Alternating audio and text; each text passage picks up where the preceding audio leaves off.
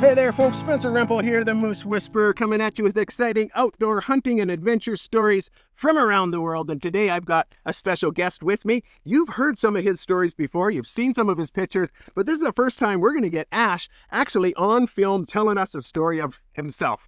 Now, Ash is my cousin, one of my best friends. We grew up together in this beautiful country you see right here. We're enjoying a day of spending time in our homeland. Neither of us live here anymore, unfortunately. But man, we're glad to be here on this beautiful day.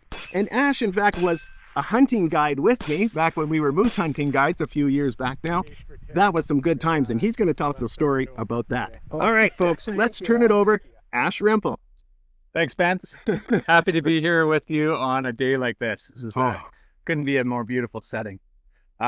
We've been talking about some different hunting stories, and I have a lot of different hunting stories. But some of our stories from back when we were guiding are just so unique and cool. It's neat to be able to pass those on. Yeah. So one especially that I have was we were both up there guiding, and we split up into different groups. We had different clients, and my client, he was an older gentleman from the States. He was well into his 70s, and he had never gone on a moose hunt. This was one of his dreams, and he was fulfilling one of his dreams. And what a cool thing to do when you're in your 70s and you're still not saying, hey, I'm too old to do this. But he was able to come in there, and we greeted him. We welcomed those guys in, and we were like, we're going to get you a nice moose. This is going to be a great experience. So we were gung-ho, and as guides are, we did everything we could, prepping, scouting, all those things. And then, as we all know, we're not in control of the elements. And we had wind, and we had all sorts of different things that year that were so hard to hunt in. And so we hunted really hard. We spent a lot of time in hunting up and down the valley, different tactics, trying to get the moose to come in, but they just wouldn't come in. It was too windy, and the wind was swirling, and they were leery, and we just couldn't get a moose in. So, yeah, wind, eh? That's the enemy, really, of hunting. I'd rather, it don't matter, it can be pouring rain and ugly weather like that. I'll be out hunting. It's in that wind, though. Wind throws out. It makes everything, all the animals are more cautious. They don't quite behave the same. It's harder to predict what they're going to do. They're just living in anxiety out there. Exactly, not knowing what's around. Yeah, and their anxiety and the anxiety of a guide are about equal. But a guy's paying you to get a moose, and you can't find a moose. The pressure's on. Yeah. So we were into our hunt for a number of days. And he wanted a big moose. He didn't want anything small. This was his moose hunt of a lifetime. So yeah, that's totally fine. And I remember a couple occasions where we were in the jet boats and coming around the corner, and there's a nice bull, but not a big one, a smaller paddle bull. Yeah. And this gentleman, he just looked straight ahead. He didn't even really look at that moose. I could just tell he did not want to compromise. And so I knew, okay. I didn't even have to ask. Didn't even have to ask. I wasn't. He's like, nah. Nope, didn't even. He was just looking straight ahead. And I'm like, wow, that's a beautiful. We just kept going. So that kind of set the tone for the expectations. So yeah, the one morning we had hunted down a lower section of the valley, jet boating to different areas, getting out, checking our wind. The wind was swirling. It was really hard, doing a bunch of calling, trying to use our tactics that we've learned over the years that have been successful. Nothing coming in. Went all the way down, different spots. The wind would stop, and beautiful call let out, and then all of a sudden the rustling in the trees, and then the whirling around. We just couldn't have the time where we had enough that a bull could come in unless they were right there. So we got all the way down, and I was feeling a bit dejected. I was like, this is day 3 or 4 of a 7-day trip. It was probably actually 4 at least.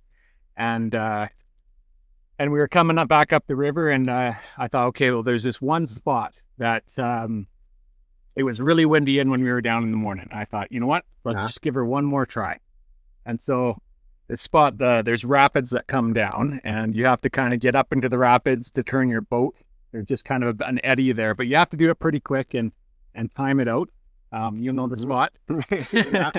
And so I came in, and you're kind of gunning the motor of the boat and trying to get yourself positioned to be able to do that one quick zip up into the sandbar to jump out, get the boat before it takes off.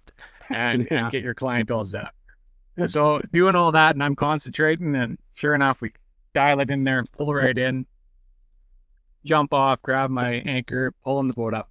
And I look over at him, and he's looking at me, and he points here, and about 40 yards away downriver, out of the brush is just this big nose with antlers. And I was like, whoa. And so I came back to the boat. I'm like, get him down. I get your gun. And he says, oh, no, too small. And I could see that those antlers didn't just go in this spot. They were way out here, and there was stuff all over. And I was like, that's your bull.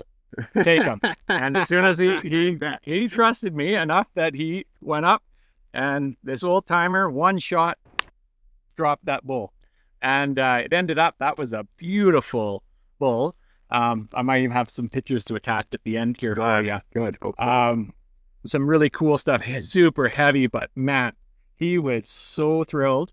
And it just so happened that was one of those ones where we had been calling earlier, and I'm sure that bull had come in and just been in that area. And when he heard that motor, and he thought there's something out there, and he was already maybe worked up, like he wanted to fight. Yeah. And so I didn't even have to come in to make my call. The boat called him in. And so we had a beautiful afternoon. I think that was, through that day, we had you guys come down and give us a hand dressing him out. And that smile never left that gentleman's face. And I ended up getting a letter, a handwritten letter from him a number of years later. And it was very cool because he just said, like that was a very meaningful time in his life. He had thought about kind of hanging up his old gun previous to that, but it kind of inspired him. And then he said, you know what I even did? And he had been talking a little bit about it, but he said, I booked a hunting trip with Jim Shockey way up north, who's a pretty famous BC hunting guide. If anyone is in the hunting world would know Jim or of him. And he went up and did a caribou hunt with Jim, and was in his 80s. He was 80 years old and harvested this beautiful caribou. And, so he thought, so his last hunt was going to be with you for that moose. That was it. But it went so well, and it so encouraged him. Yeah. They ended up doing another hunt yet after that at 80. At 80 years old. And that's neat. So pretty inspiring. So when you see guys checking their bucket list, when you're a guy like that, and you know that you're checking off something that he had dreamt about doing, it's so satisfying and fulfilling. And at his age, right? Yeah, he was never too old, I guess. You have that mindset that you can do it. Yeah, that's right. And that's part of why we wanted to tell this story, folks, was actually to encourage others out there. Let's say maybe your strongest days are behind you, and you're thinking about hanging up your rifle, and you never got a chance for a good moose hunt or a caribou hunt or something like that. Don't put it down. Go out and try it. This fella, we were really glad that he did. And you know what? He did have some limitations for sure. Ash did a great job. Like, he packed everything around for him, from his rifle to his lunch. He did everything in the boats. He never took his own backpack or nothing. But, that's what it took. And we were happy to do that. We really were. And he was happy to have that. It encouraged him to go on more hunts. I bet you it improved his physical strength and abilities and everything because he was so excited of what he could do. It kind of opened his eyes to life wasn't over yet. So you can do it. You can get out there, get some young guy to be your guide. You can torture the heck out of him, like Ash and I used to have to do, and maybe probably do again, but not as young as we used to be. Well, we're willing. Give us a call.